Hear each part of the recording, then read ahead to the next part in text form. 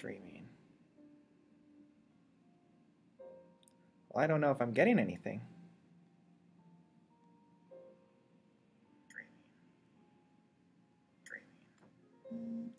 I don't know if I'm getting anything. I don't know if I'm getting anything. Okay, testing this out. I don't know if I'm getting anything. I don't know if I'm getting anything. Uh-oh. I don't know if I'm getting anything. I don't know if I'm getting anything. Okay, testing this out. I don't know if I'm getting anything. Well, this is hilarious. I don't know if I'm getting anything. Okay, so I want to also make sure that we've got some audio here. Hello? Okay, so I want to also make sure. Now, why is it? Oh, it's because it's probably synced up. Here. I'm going to. There we go. Hello? Okay, so I want to also make sure. Now, why is it? Oh, it's because it's probably synced audio up. Here. Stream is continuing. I'm going to. There we go. Hello? Okay, so I want to also make sure. It's a learning process, guys. Oh, it's because it's probably synced audio here. Stream is continuing. I'm going to. There we go. Hello? Okay, so. There we go. Oh, wait, I can just move this down like so. Okay. Oh, no, not going to do that. I'm going to keep that there. Okay, I'm going to move this around a little bit. Man.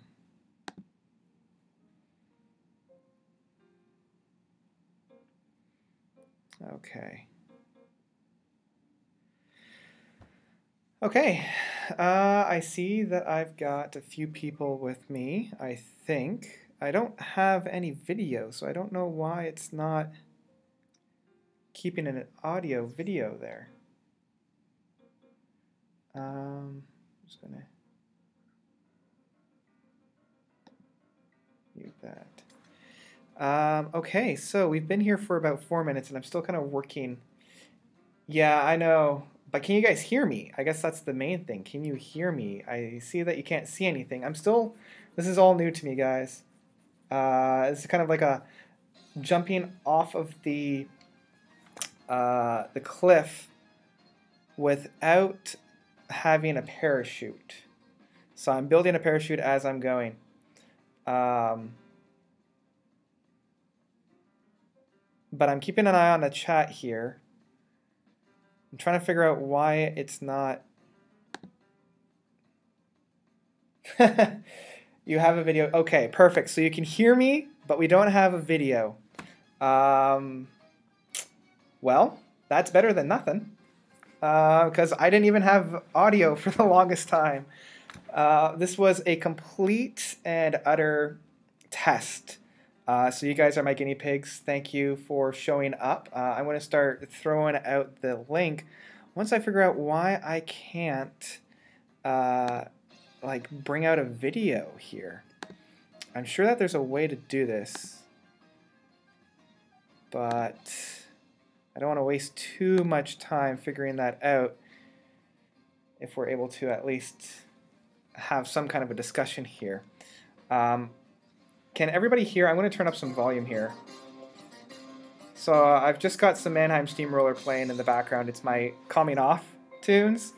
Can you guys hear that?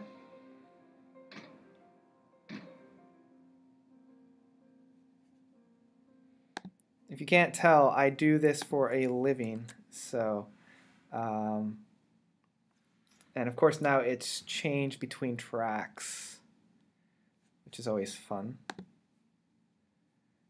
Okay, I'm going to put this to Twitter as well, because I know I've got a couple people on Twitter wondering what's going on. I know I'm well over an hour late than my original time, but hey, late is better than nothing. We are live.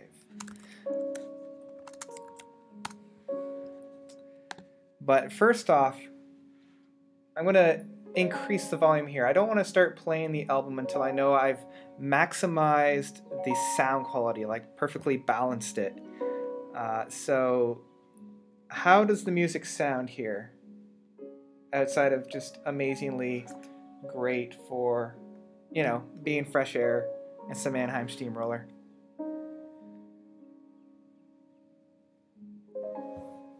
I'm gonna turn up the volume a little bit. I don't want to have it too drown out. I think I might actually keep going even if there isn't any kind of a thing here. Saying that my strength is okay.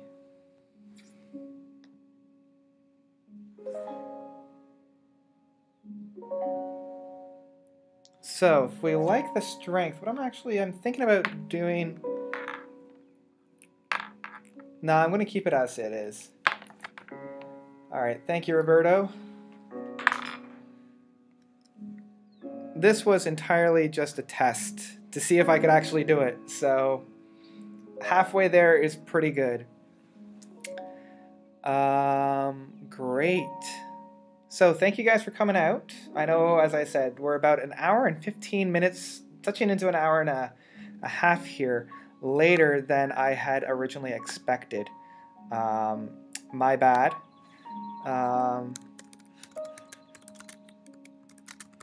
I think I'm going to start listening to the album very, very soon. I have the CD already up and ready. Yeah, if you guys want to keep that chat box alive, I'm keeping an eye on it. So definitely feel free to use that. I'm going to actually change up the music just a little bit. As much as I love the Mannheim, I want to have it something a little bit more engaging, something a little bit more oomph. Okay. So again, it's all about the audio. If nobody can hear us, then yeah. So I think I'm going to start the album probably in about another 30 seconds. Just so that I see that I've been going now for just almost about 9 minutes. So once this thing gets cataloged, they notice jump right to the 10-minute mark, and I'll even put that in the basic information later on. And hopefully when I do this again, I'll have some visuals so that you're not just staring at a blank screen. But hey, you can, you know, look at it elsewhere. Okay, so if the volume is good and you can hear me, then I think we're going to pause the Mannheim. Again, if you guys haven't heard Mannheim Steamroller, Fresh Air 1 came out in like 1975, and it just, I don't know, it's my kind of go-to music for just busy work. They were actually originally produced to kind of help sell turntables because of the audio quality of them. Just a little bit of fun information, but let's get into actually why we're here and not just listen to me rambling on about Mannheim Steamroller and talking about Selling England by the Pound. So we will be listening to the whole thing. It's just over 50 minutes, so this will probably end about 10 o'clock, maybe even stretching into 10. So keep that chat box alive.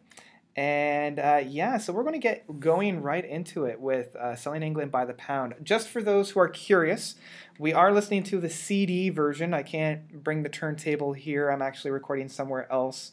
And it's the 2008, the box set edition. I wanted to listen to the DVD version of it, but the computer that I was using it on wasn't quite cooperating. It's been a fun time with the technical issues, but you know what? We saw it through to the end, so here we are. Let's just dive right in and starting it off with Dancing with the Moonlight Knight. And it's almost like dropping the needle. You don't know exactly when it's going to start. There we go. Okay.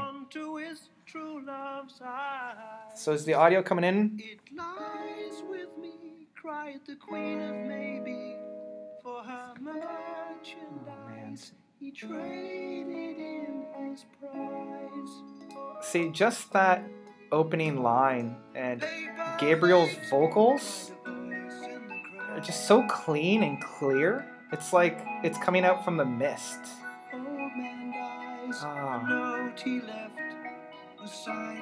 I just realized there's probably going to be like a whole lot of me just not saying anything as I just get enveloped with the music. Selling England by the pound. And see, this is what Genesis does so well. Like, we've got such a dreamscape with all the musicians there. Like, we've got the two guitars just intertwining between the two of them. And Tony, man, you playing the keyboards. Or that's actually the grand piano. So good. And the interesting thing is, here's Mike on the kind of like the bass, but it's actually more of an electric guitar, providing the background.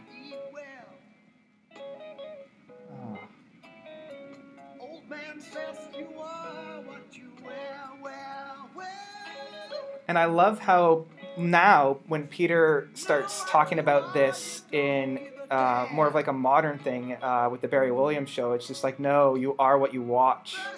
So when he did that, okay, I'm not going to talk for this note right here. I love this.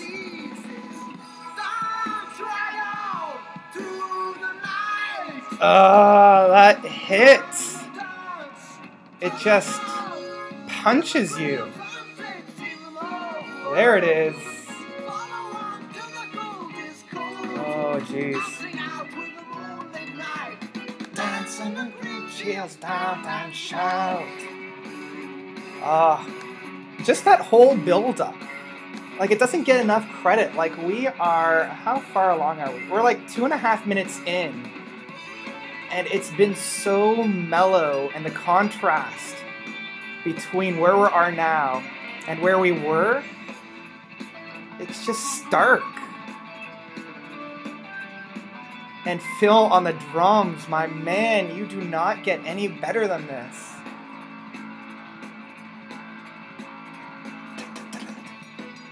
That change up in the beat too. Like, I'm sure if I were to try to perform this on the drums, I would just be pouring sweat. Like, it sounds so jiving, and yet it's still pretty simple.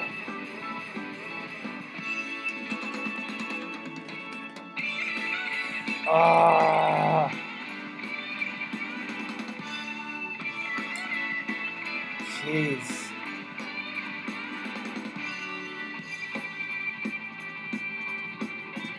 You know, Hackett really doesn't get enough credit for just being able to play those notes so quickly. Like, he was doing the tap before Van Halen even thought about it. And we have the Mellotrons. I love this. There's a fat old lady outside the saloon. And there's Peter again.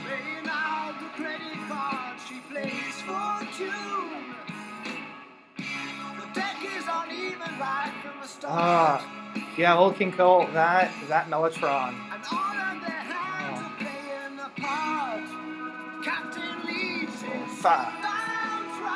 And we've reprised it.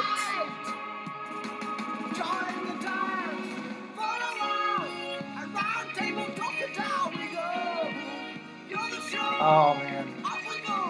You play the hopping hole, I play the fool. And I love when they play this live later on in their career. They say a trick of the tail we go, as opposed to the twist of the world we go. I always like how that's a nod to the past works. Dance on the green shields, dance and shout.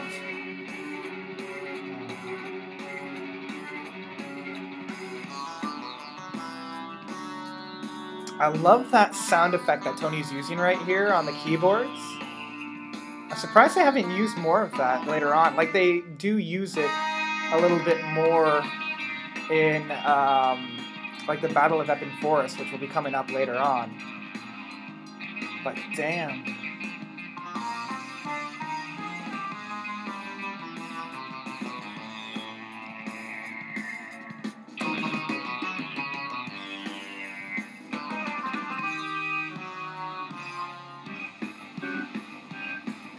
I don't know if you guys can hear it, but we've got the stereo mix going on, so you're jumping from speaker to speaker.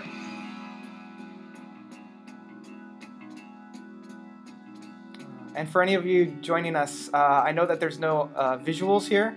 I'm still working with that, but really you'd just be staring at me as I'm staring at my computer screen. And this play out, it's, again, like the album opens up so softly and so soothingly, and then it just hits you over the head with like non-stop. Like it never really stops until this point here, and it's just Hackett just slowly playing us out. And you know, when I was listening to this when I was like in high school, probably about 15 or 16, I always thought that this was like a really boring part. It's like, why bother? Like, let's get back to the juice, the meat. But this is needed. You know, it's kind of like lying on the grass, staring up at the clouds. It's definitely really, really needed.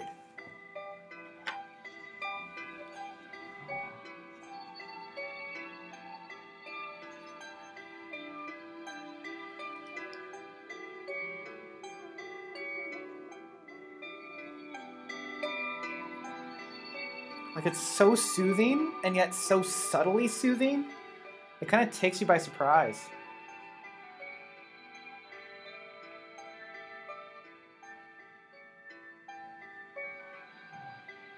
Oh, I'm just seeing Ivo, and I hope I'm pronouncing your name there right. I do not play the drums. The closest I get to playing drums is a Rock Band.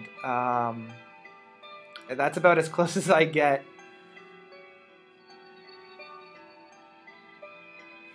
Yeah, I wish I had the talent to be able to play the drums, but no, I do not.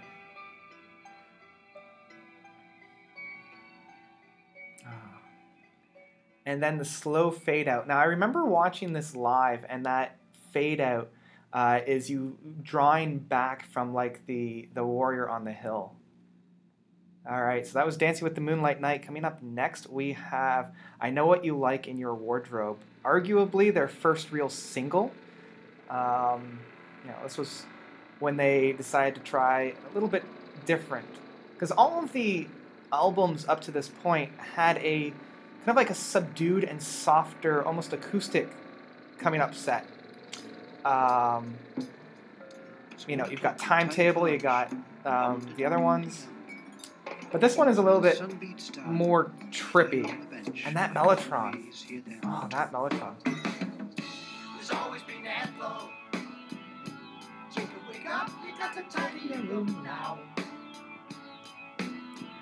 And it is such a groovy song too.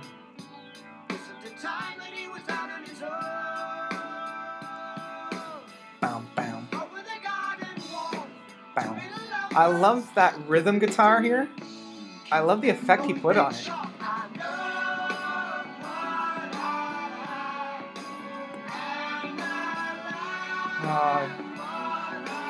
You know, Gabriel and Collins didn't do enough harmonizing when they were working together.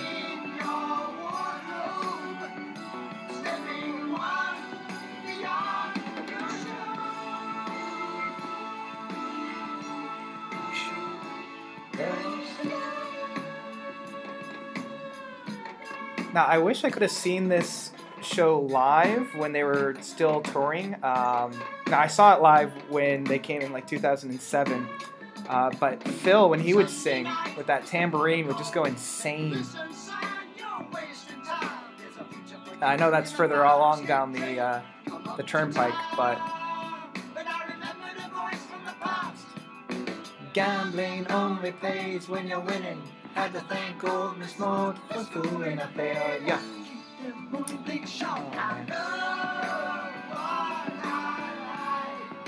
Definitely, like, probably one of their more simple songs, but it works to its advantage. your wardrobe.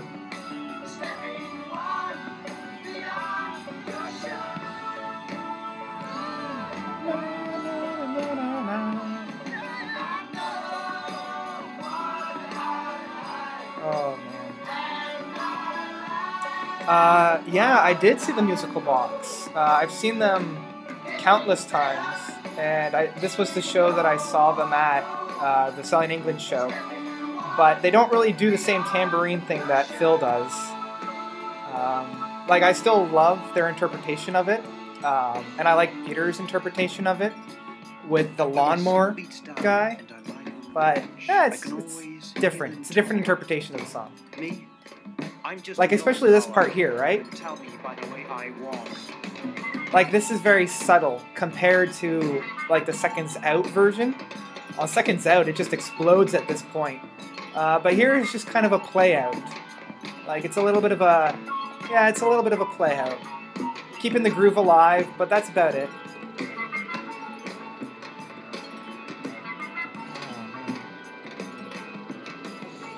And I love that effect that sounds like a lawnmower. Like, how did they do that?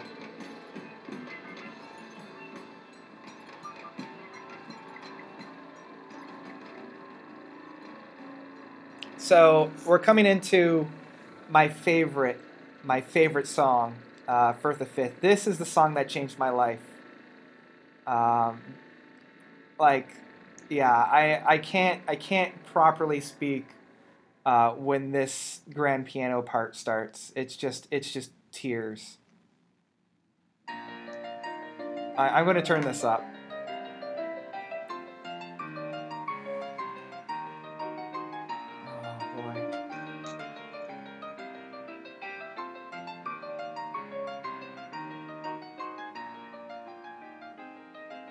Like, for something so simple and clear, I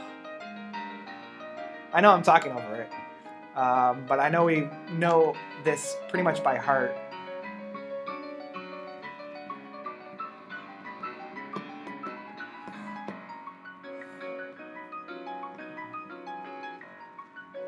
Just how smooth and how fluid that is.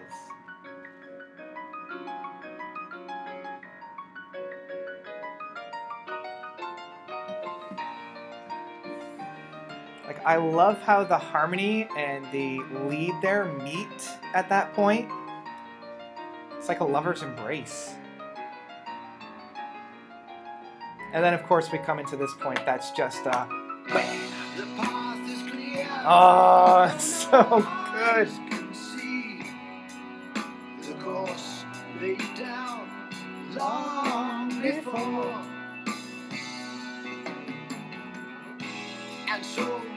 Yeah, trying to learn this is it's just a little hard. And it's a shame, too, you know? Like, they never really played that part live. Like, I've got the Rainbow Theater recording that they did back in 74? 73, 74? And they have it, but on Seconds Out, it just goes straight into this part. It's a little bit of a shame. Trees, the sky, the lily fair, the scene of death is lying just below. And the poetry of this song, too. Like, it's so vivid. Peter's lyrics. Oh. Yeah, I know. They were in their 20s when they did this. They were older than I am. It's like, what do? I listen to this music and stream it online. While they were constructing this. Yeah, I want to talk about the lyrics here. Like, it's visually so crisp and so clear.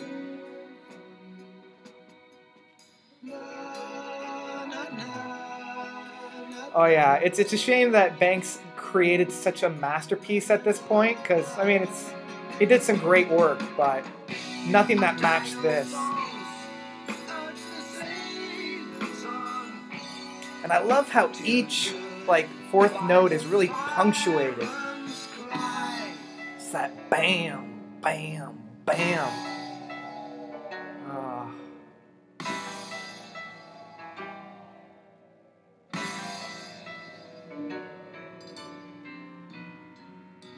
And you know, I'm just realizing that throughout this whole thing, well, not whole thing, but it's still the grand piano.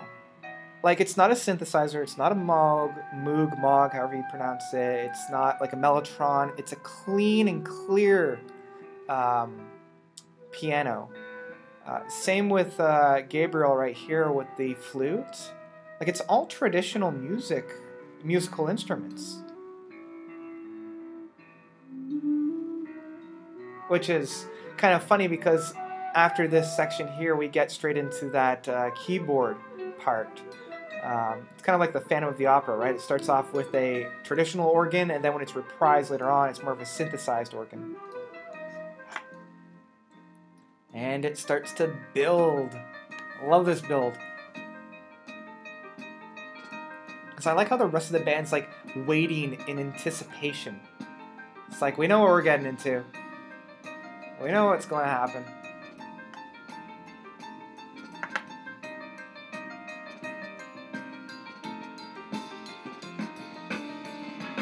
And it switched.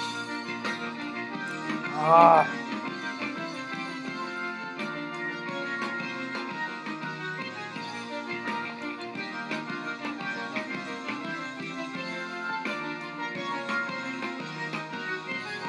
And the drumming on this, like Phil's drumming, especially in the next part coming up, is just, I'm like, how do you do this, man?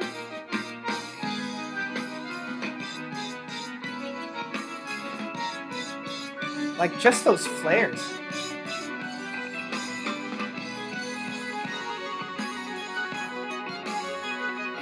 Like, does Tony have 5 hands at this point?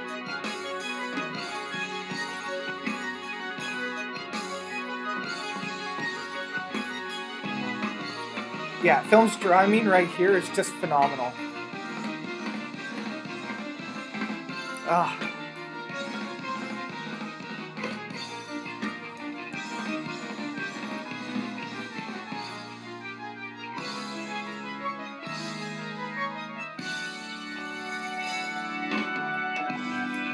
And here, of course, this is when Hackett takes it. Yeah, I agree. It's a real struggle to pick your favorite moment. I would probably put this one up. Like, it's the anticipation, the build-up. And for the longest time, I actually didn't connect with this point in the song. Like, I always found it a little bit boring. But now I hear the soul that Hackett is really employing here. Like, he knows when to play and when just hold onto that note.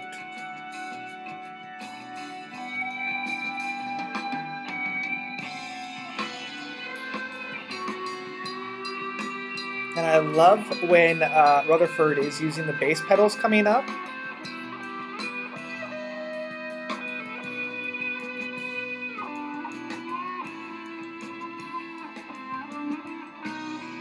These bass pedals right here.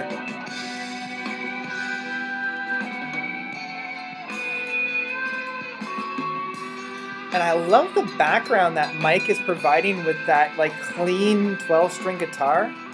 At least I think it's a 12-string guitar. It's probably a regular guitar. But instead of using like a traditional bass as the kind of background sound, he's using that like, I want to say it's a steel guitar? Whatever it is, it's beautiful.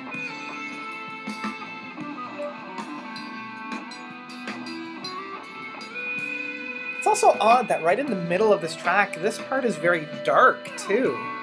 It's a very dark moment for an otherwise very optimistic song.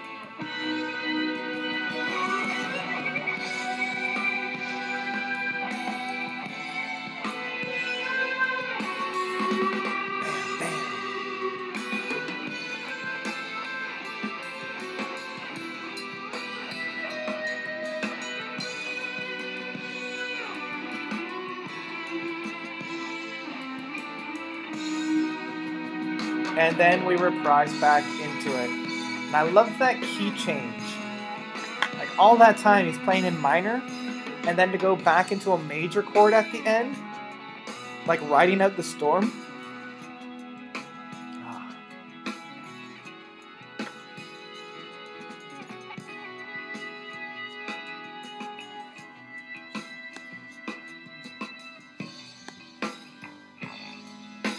Bring us home, Peter. Now as the river dissolves in the sea, so Neptune has claimed another soul. And this last line, pure poetry. And so with gods and men, the sheep remain inside their pen until the shepherd leads his flock away. I want to get this last thing just tattooed. Sands of time, where we roam by, the river of constant change. I love the symbolism of that. The sands of time are eroded by the river of constant change. Just, it's so perfect. And of course, that small, subtle play out. So now we're coming into Phil singing away the first credited song that he sang, but not the first song that he sang. His first one was over at Nursery Crimes. But this one hits home. And just how intimate it is.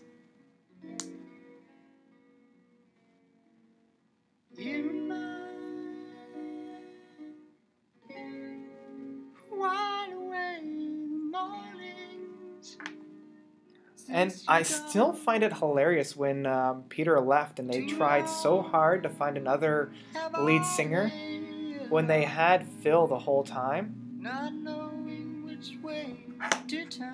I still wish that Peter and Phil did a little bit more harmonizing work. Kind of like Chris Squire and John from Yes. But still, this was pretty. This is pretty.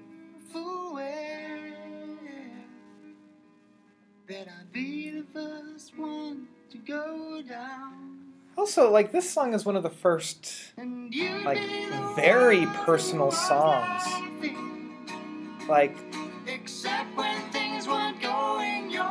maybe outside of From Genesis to Revelation.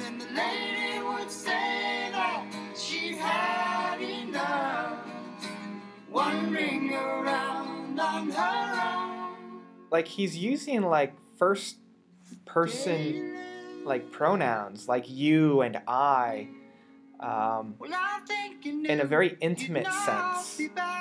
Like, that wasn't really seen up to this point. Like, a little bit with Supper's Ready, but never to the same extent. Like, you know he's singing to somebody here. Like, this isn't a story. When it comes round to you and me. Yeah, James, I agree.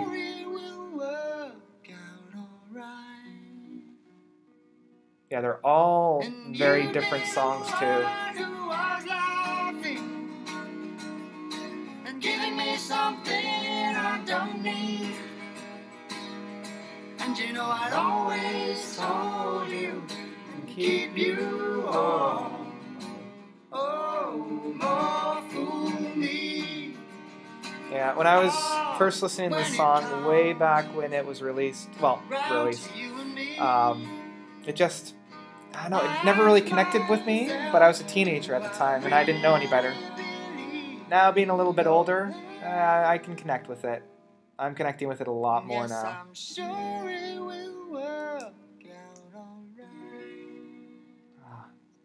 And so that concludes the first side. Normally I'm listening to this on vinyl, so I have to get up, flip it over, but we're listening to the CD version, the 2007 re-release.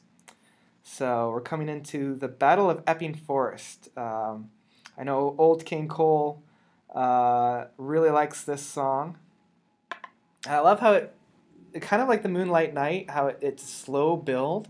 But this one, it's almost like seeing a battalion rising up over the field.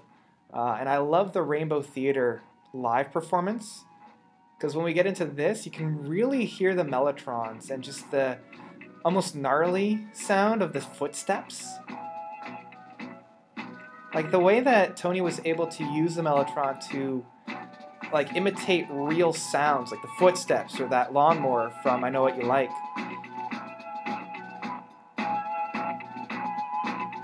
And of course, when I've seen this with the musical box, I love just the showmanship that whoever was playing Peter would put on during this.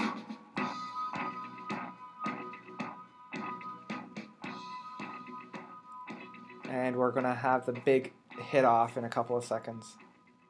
2, 3. Along the forest road, there's hundreds of cars, luxury cars.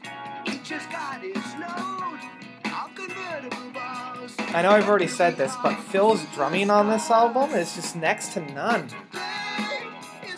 Like, you could have just kept it at 4/4, but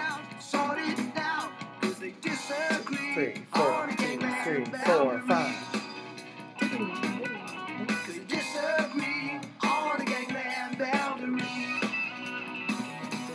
Damn, bam. I love that like misstep. Yeah,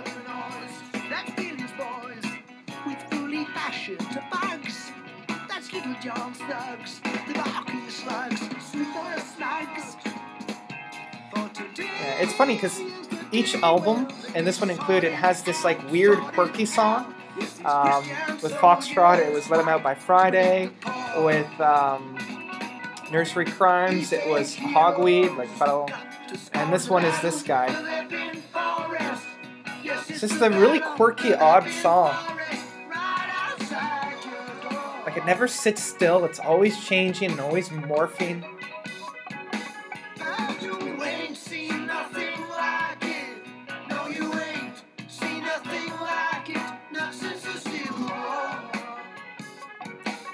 And I love, if you listen hard enough, off of the left speaker, that little like Hackett playing, like the picking at the guitar.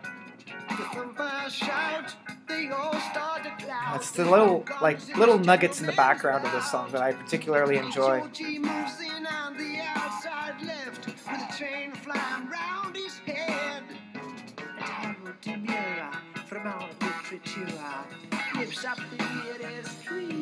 They come together. So I might or might not be actually dancing in my seat at the moment. No judgments here.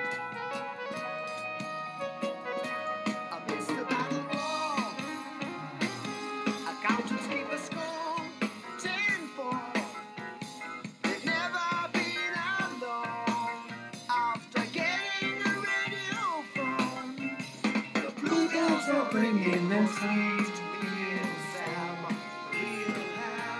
handing out bread and jam just like any picnic.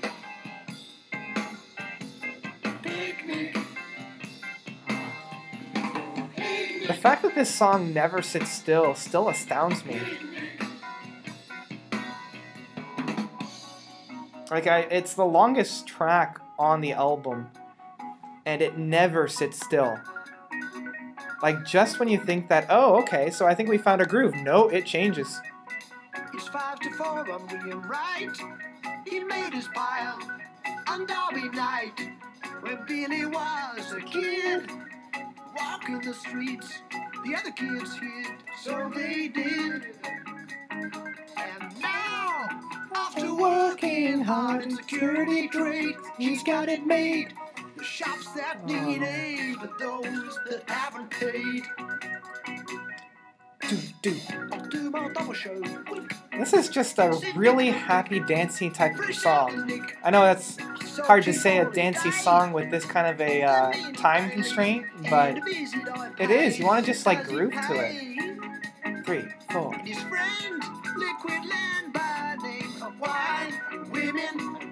And I love the guitar background sounds.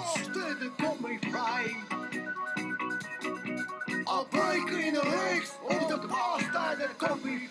Like, Tony might be in the forefront, but everybody around him is just having a ball.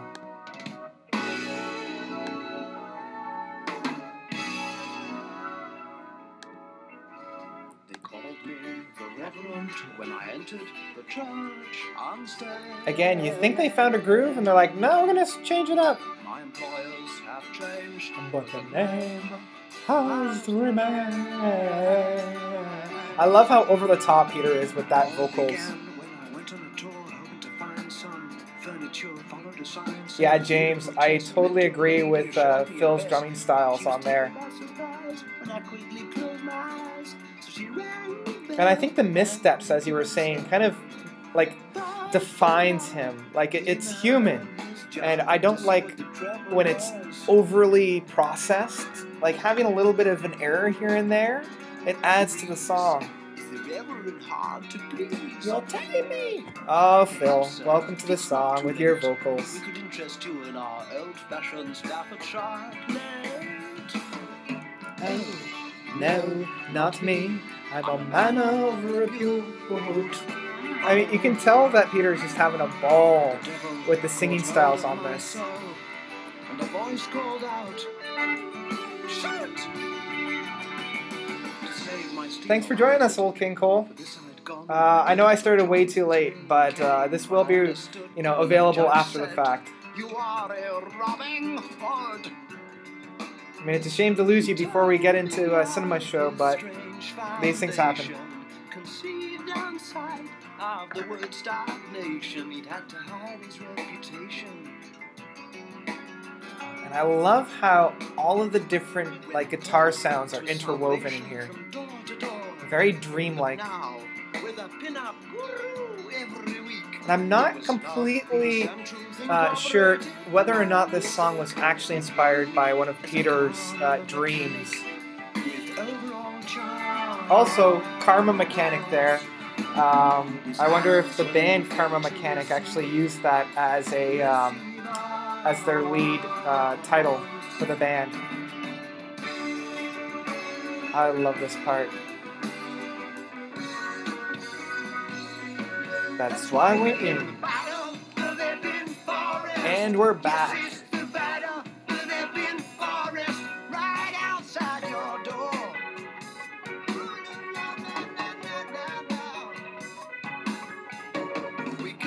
Your souls for peanuts.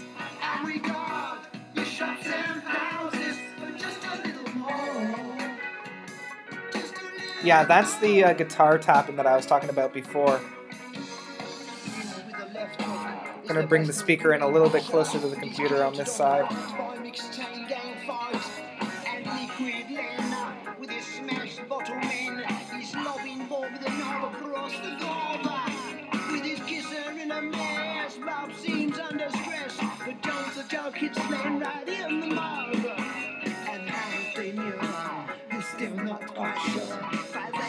And I love this little interchange.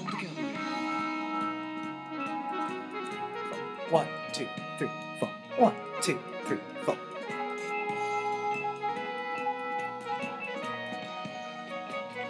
Up above the crowd, inside the silver cloud, done proud. The bold and brazen brass, seen darkly through the glass.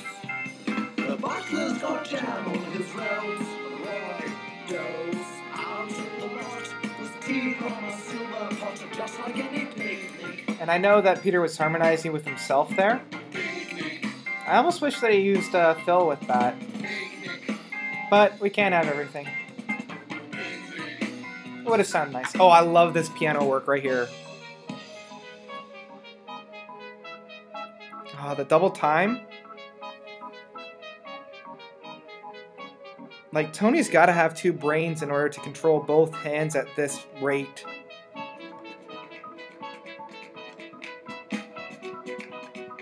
Yeah, it's about 10 p.m. Here in Canada.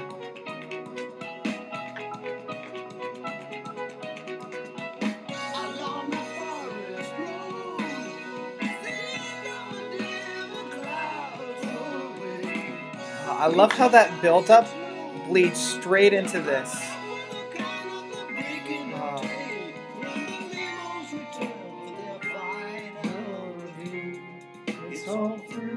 All that we see is the morning dew. There's no one left alive. Must be a draw. I always think that's hilarious, right? Everybody's dead, so yeah, we'll just call it a draw. So the black cat barons toss a coin to settle the score. 3 a.m. Ew, what are you doing up? Go to bed. Oh, well, thank you for joining us at 3 a.m.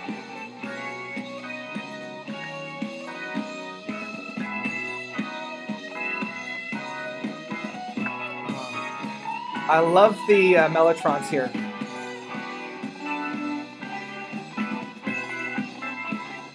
Oh, vacation. So this is a perfect time for you. See, when they do this live with the Rainbow Theater edition, it's a much more guttural sound for the Mellotrons as opposed to this cleaner sound. I kind of like the guttural, that a little bit more than this clean. Like, the clean is beautiful, but the guttural just kind of adds to that everybody's dead kind of a mentality. All right, so there is the longest track. Now we're coming into quite possibly the shortest, well, outside of Vials of Plenty, After the Ordeal. This, oh, I love the interplay here between Hackett and Banks. Like, that guitar work mixed with the harmonizing of the grand piano. And again, the amount of clean pianos used on this. Like, other bands at the time were really heavily using the Mellotrons and the synths and the Moogs. Tony really knew when to use them and when not to use them.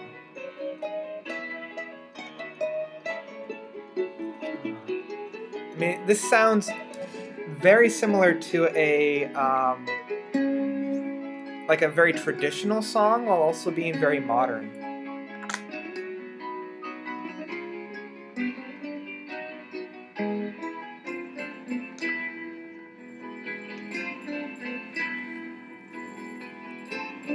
And I love the flow here.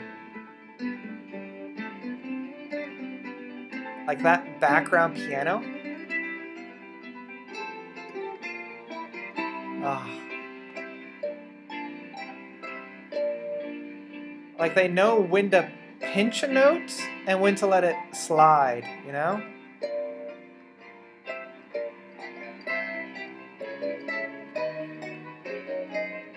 And I wonder if Mike is also on the guitars here harmonizing and playing the same notes at the same time, or if it's just doubled over in the recording. Like, I know Mike is totally able to follow along, so I wouldn't be surprised if it was.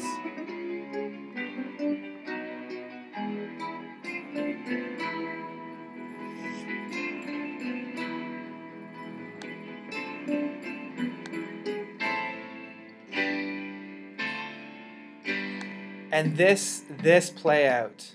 Oh.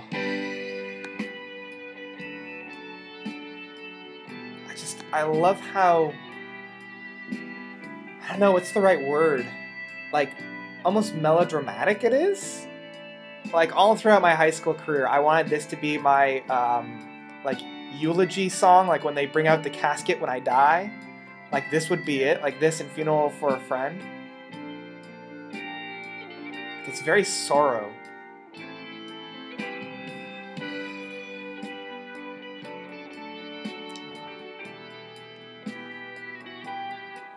Oh, that guitar indeed.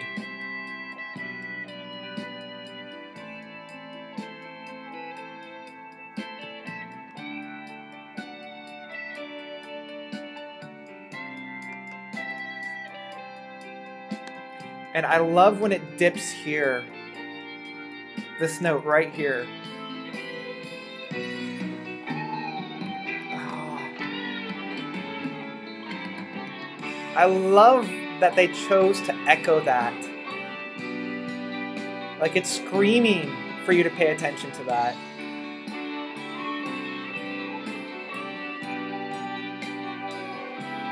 And of course we have to have Peter on the flute. Wouldn't be complete without him.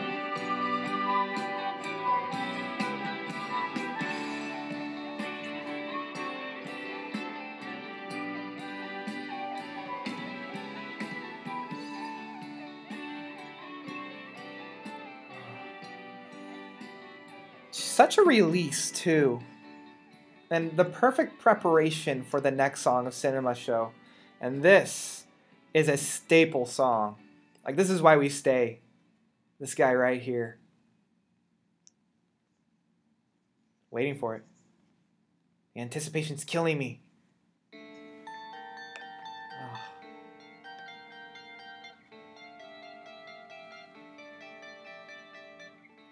Just how close Mike and Steve are playing right here.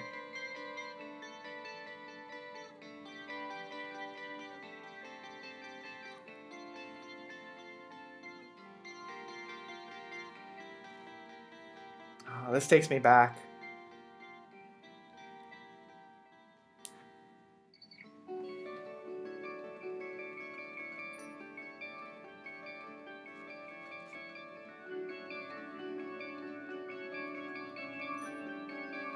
And it's also very, very simple, too. Well, at least in terms of the lyrics.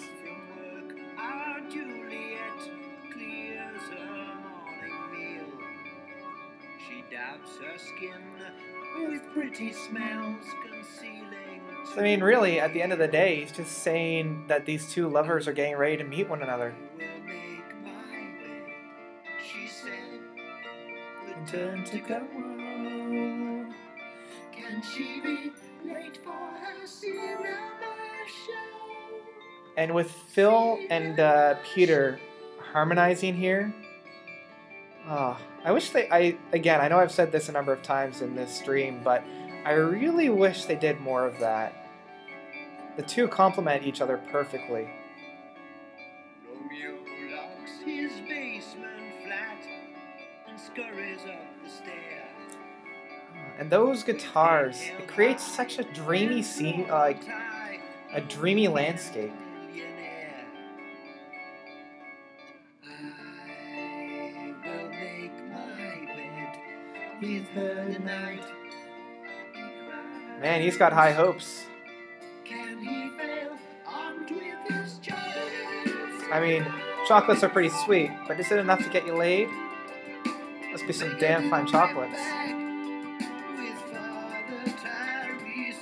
See, I love this metaphor of Father Tiresias. I mean, really, it's talking about the pleasures of both the man and the woman. And, you know, it takes into consideration, like, really what it means to be both the man and the woman. You know, saying that, oh, the man's so much more powerful. Look, he's got so much on the outside, saying he's the sea, but the woman has so much more underlying power. You know, being, yeah, sure, you might have the sea, but there's so much more earth than sea. Even if, you know, the surface of the earth has so much more water, once you get below the water, there's so much more there. And I love that concept.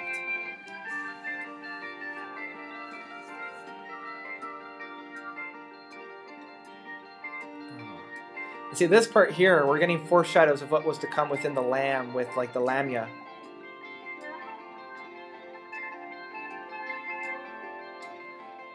I remember seeing this guy live with the musical box, and it was just the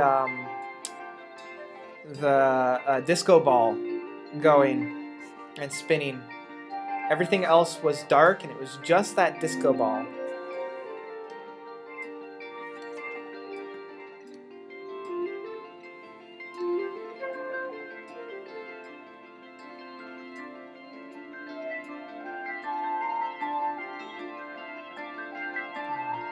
I love how long they really hold on to that dreamscape of the guitars.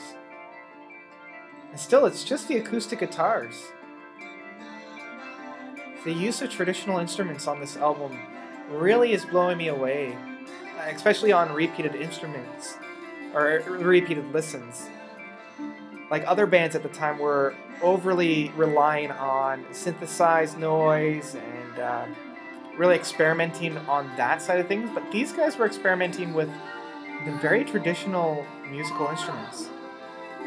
Oh, and here we come to that reprise.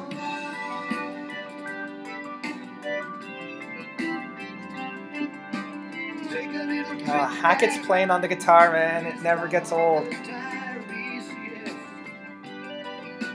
So clear. So crisp. Listen to the old one speak of all he has lived through. I still love this. I have crossed between the poles, so for me there's no mystery. What's a man like the sea outraged? What's a woman like the earth I gave? But there is in fact more earth than sea. Just that concept of here's this individual, here's this entity that has known love both from a man and from a woman by being both a man and a woman. Like that's, I don't know, that really makes you think. To feel both. And of course, we come into probably the greatest stretch of music ever written within this jam session. Take it away. Oh.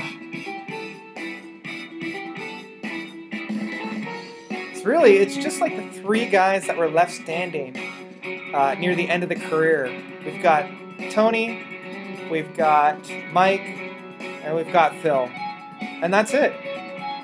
Like Peter and Steve kind of pieced out.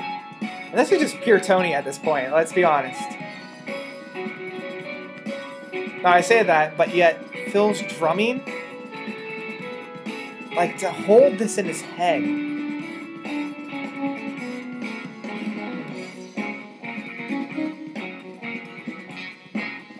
Yeah, I will agree to that.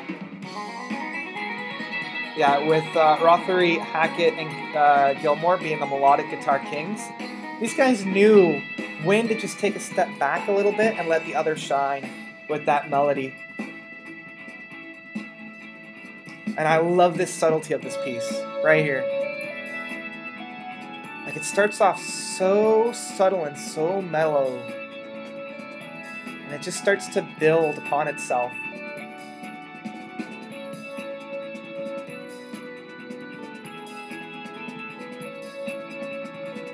Again, Phil's drumming on this is just out of this world. I have no words outside of the ones I've been saying. And this reprise right here. I love when the mellotrons enter there, providing just enough of a cushion.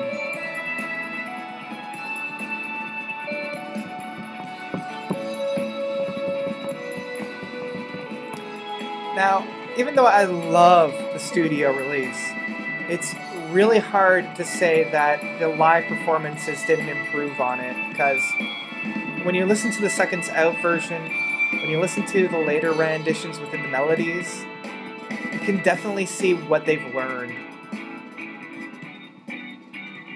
I can always picture like Tony just stretching his fingers for this next part. Bow, bow, bow.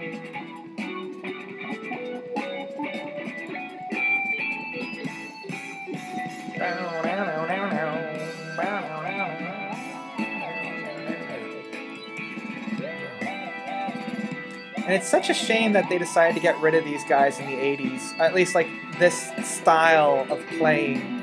They did a little bit with Duke, a little bit with their self-titled, but it's absent in all the other ones, and it's a real shame. So this is why we come to Genesis, let's be honest. And I love these breathers because it allows you to really digest what just happened.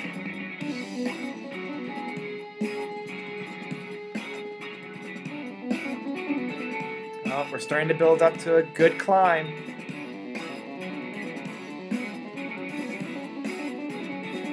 I love this part right here.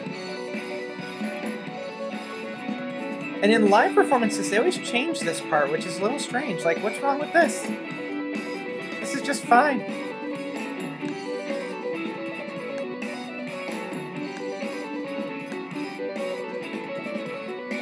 And here's the clock. I love this part.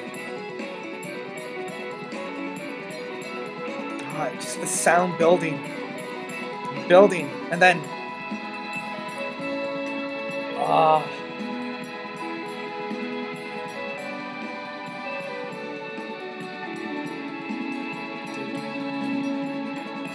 and here on the studio release, it's so gentle. And then on the live recordings, it's a lot more powerful, but I love the gentle side of this. And of course, on the live recordings, when Peter's not with the band, we've got 2 drummers at this point, and the drumming on here is just insane. Especially with him and Chester. Although when he's here with Bill Bruford, it just gets it. It's just out of this world. And then we have the slow down.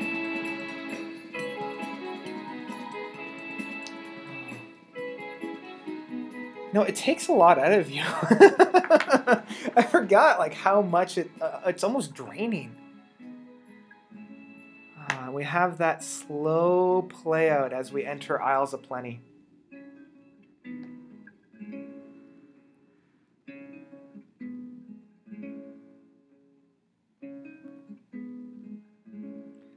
Don't belong here, said old Tess.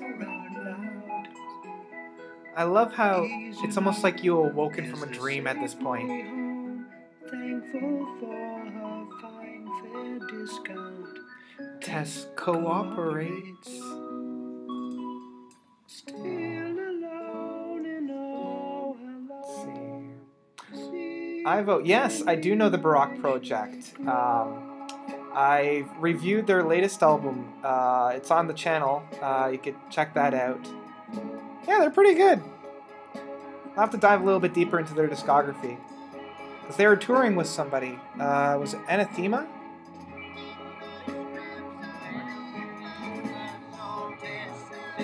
And I love the ending here, where it's like a little bit of a come down.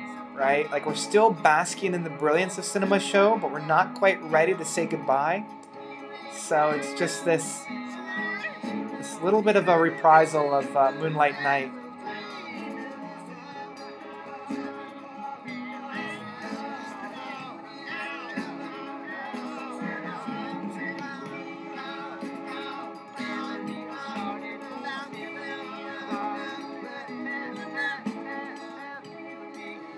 Oh, man.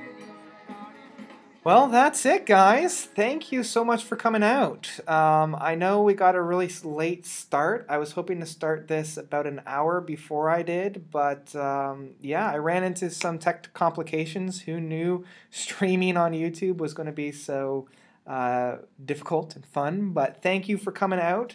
I'm going to pack it in because it's coming up to 10:20. And it is a weekday for me, so now I am taking tomorrow off because it's my birthday tomorrow, which is why I'm doing this. I was doing this as a celebration for my birthday. So thank you guys for joining me and celebrating with me. And I'm going to sign off.